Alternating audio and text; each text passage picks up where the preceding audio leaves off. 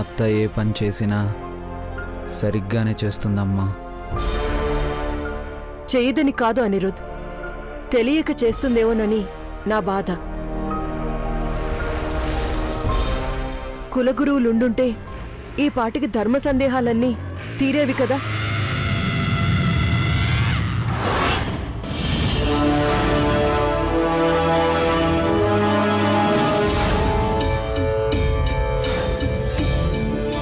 గెంటేసిన వాడి గడ్డం పట్టుకుని అన్న బ్రతిమాలంటావా వదినా?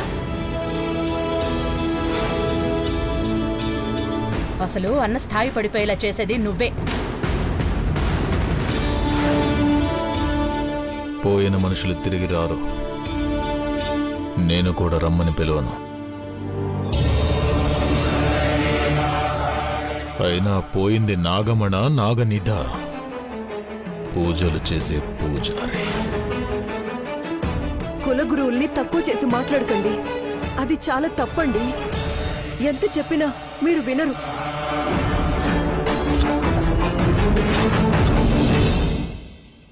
ఇప్పుడు నేను మాట్లాడొచ్చా?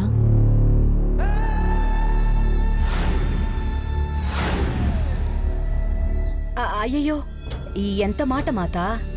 మిమ్మల్ని ముందు పెట్టుకుని మేము లొడలొడా వాగుతున్నాం. మీరు చెప్పండి. ఈ రాత్రి మంగళ పంచమి శుభగడియలు రాబోతున్నాయి.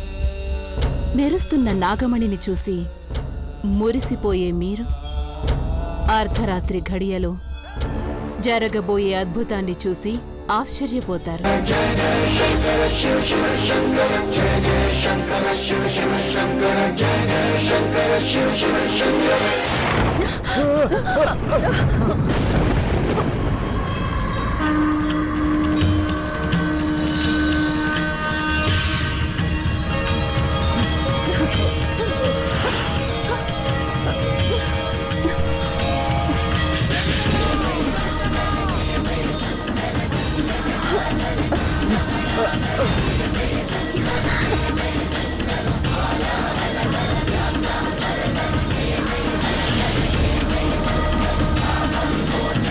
మంగళ పంచం గడియలు మొదలయ్యాయి. ఆ కాంతిని చూడు. మహిమలొచ్చే వేళ అద్భుతం జరగబోతుంది. చూడు.